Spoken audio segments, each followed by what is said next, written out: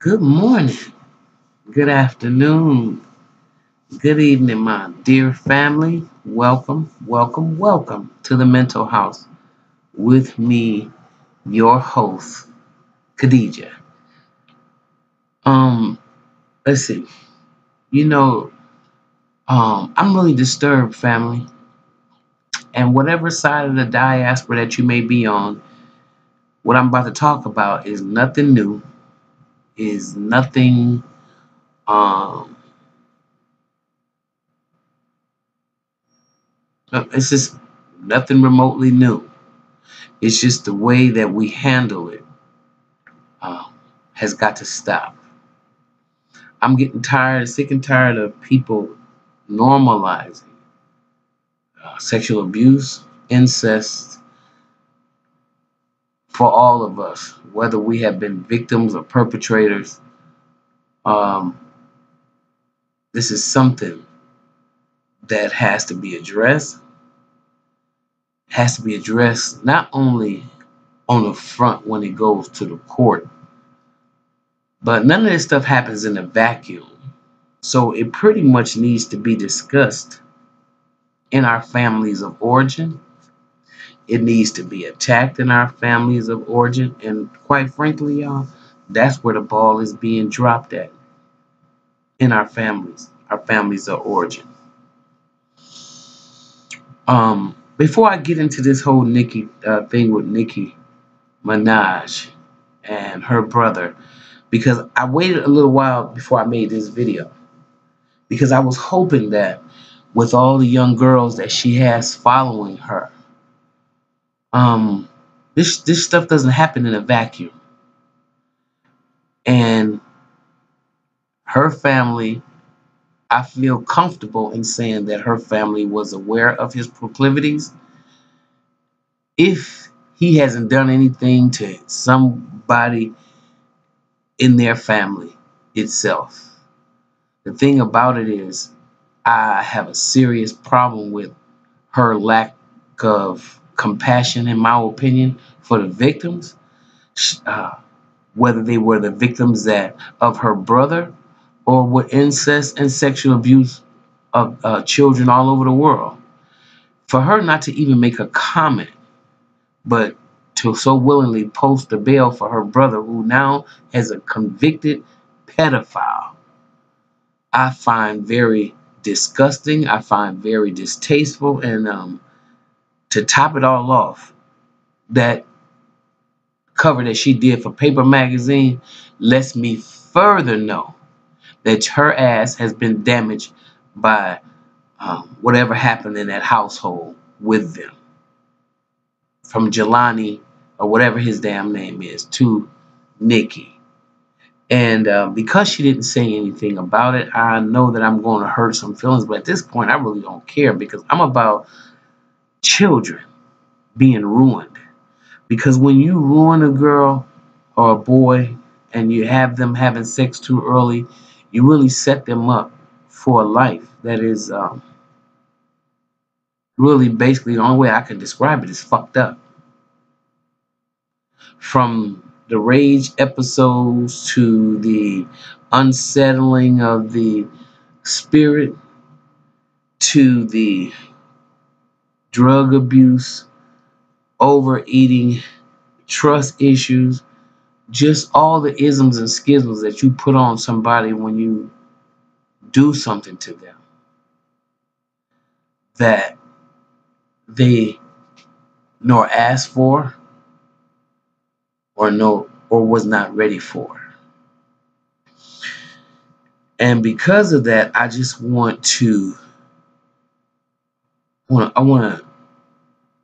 read a little article that was done by Women's Health in Boston. Um, and I just want to read a little bit of this to you. Despite the fact that children are more likely to be sexually abused by an adult that they know, parents teach children to expect danger from strangers and not from trusted authority figures. It is understandable, given this fact, that a violation of trust is so terribly frightening and confusing for a child. I'm about the kids. I'm like Wu-Tang. Okay? We for the kids. The extent of incest and childhood sexual abuse is difficult to measure because of lack of reporting and lack of memory. One study in which adults were asked to report on past incidents found that 1 in 4 girls, listen to this family, 1 in 4 girls and 1 in 10 boys experienced some form of sexual abuse. Incest and sexual abuse of children take many forms and may include sexually suggestive language, prolonged kissing, looking and petting, vaginal and anal intercourse, and oral sex. Because sexual contact is often achieved without overt physical force, there may be no obvious signs of physical harm. Whether or not the signs of abuse are physical and obvious, sexual abuse in childhood can have lifelong consequences. As survivors, we often blame ourselves long after the abuse has ended.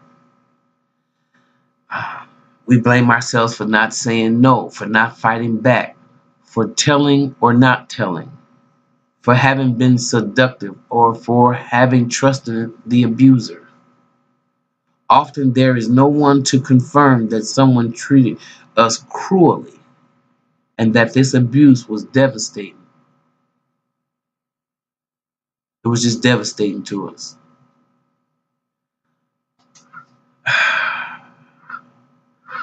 One woman said, "For the next 20 years, I will probably continue to walk around and ask other women, 'What was your childhood like?' Hearing women say that no one touched them sexually at that young age helps me realize that something in my childhood was really wrong." Many of us have difficulty with sexually intimate relationships because of the memories they revive. Many of us desire sexual intimacy yet have a difficult in trusting. She says, "It's been really hard to figure out how this has affected me with men. I have a hard time figuring out who is safe and who isn't. Now the only way I will sleep with someone is if I can have complete control. I need permission to feel uncomfortable with certain sexual acts." Just as battered women and women who have been raped often blame themselves for the violence, those of us who have survived childhood sexual abuse struggle with self-blame. Teenagers with a history of incest might sleep around in order to feel accepted or run away from our homes, our communities. Depression is another common response to the abuse, and adult survivors often turn to drugs and alcohol to mask the pain. Some of us feel worthless. I often feel hopeless and suicidal. My father treated me with such violence that this is the only way I know to treat myself. I'm learning better ways now, she said, but it's difficult. It is often very difficult to talk about incest or childhood sexual abuse. So I commend anybody that comes out and talks about it. Because, you know, people can be so cruel. If it's not why you didn't come out sooner or why you didn't tell me or what did you do and all these things, um, it's never just supporting the victim, it seems, right away. So many of us have never told anyone, though the abuse may have continued for years. We may have dreaded family gatherings where a particular uncle or family friend will come after us. And for some of us, excuse me, exploring our bodies with an older brother turned into a sexual encounter, after which we found ourselves feeling we had been taken advantage of. Sometimes a father, an uncle, or a teacher abused our sisters, and we didn't find out for years. Every survivor has his or her story, and every story is valid. Each of us responds differently to the pain and terror of incest, childhood, and sexual abuse. We struggle to find ways to cope that will permit us to keep on functioning and to survive. Too often, these coping mechanisms become problematic and don't serve the survivor well as an adult. Common coping mechanisms include self-injury, self-abuse, substance abuse, eating disorders, and disassociation. You know what self-injury?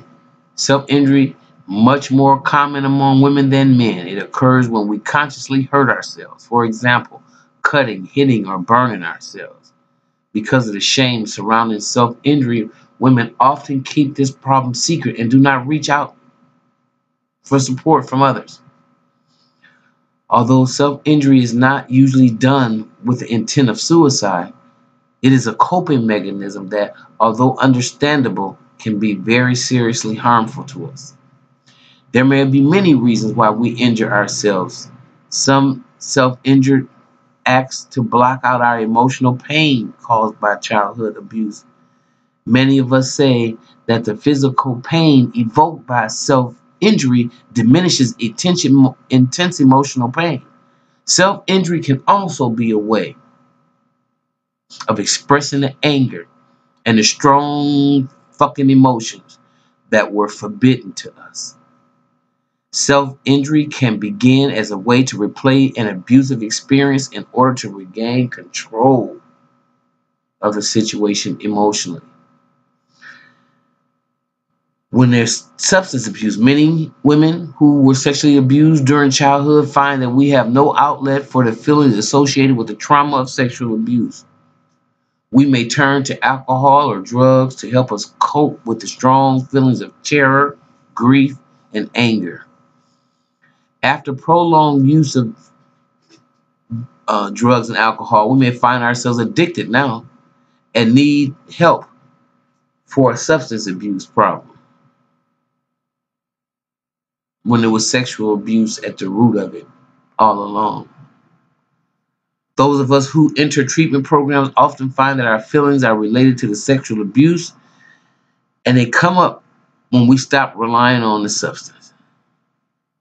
If this happens, it is essential to have support for the feelings connected to the sexual abuse and for recovery from substance abuse.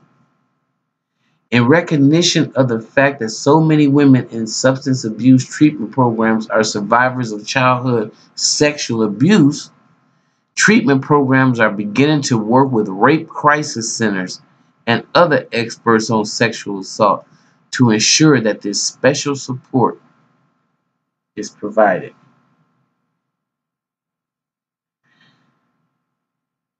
This lady also said that I thought that everything would be better once I stopped drinking.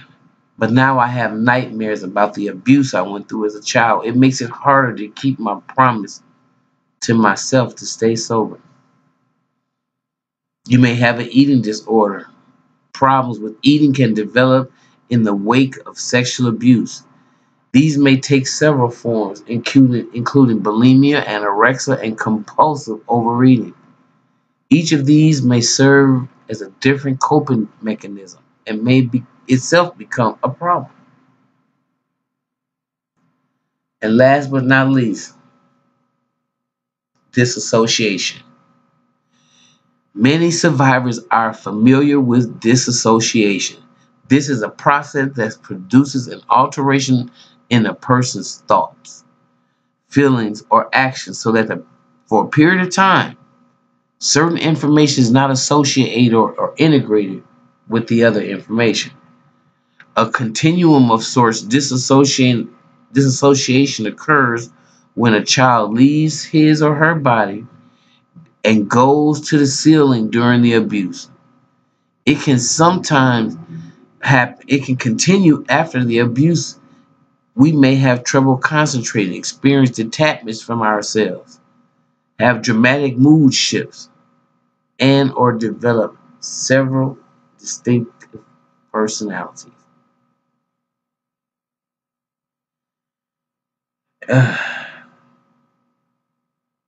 You guys, with that being said, and in lieu of, again, 1 in 4 girls and 1 in 10 boys being molested, then I find it very insulting that Nicki Minaj would not come out and make a comment about her now convicted, guilty as charged pedophile brother who raped a 12-year-old girl after he married her mother. And deep down in my heart, I feel like if you can't address that, and Nikki, if you listen to this and you can't apologize to all the little girls that look up to you and may be a victim of child abuse, for you not to stand up and represent or even apologize for your brother. I'm not saying that you did it, but just like you posted that $100,000 and went bowling with him so boldly in the bowling alley and took pictures, just as boldly as you did that as him after him being accused of molestation of a 12-year-old girl, you should have been just as quick to give your most humble apology to any child who this man has hurt. Because I guarantee you, his wife's daughter wasn't the first one. Your brother is a pedophile. He likes kids. So this wasn't the first time that he did it. And you probably know that. I just thank God he's right in the hell where he should be. And so since you went to jail to go visit him, whether you say you took because your mother or whatever, I don't give a damn. You never stood up for those little girls. The ones that buy your record, the ones that like you, the ones that want to be like you. You don't give a damn about them. And you probably got your own sexual assault story. This shit doesn't happen in a vacuum. It just doesn't. All right, I'm going to go. Like what you hear, please like, subscribe, share, and I'll be back a little later in the mental house. Thank you for listening. Bye-bye.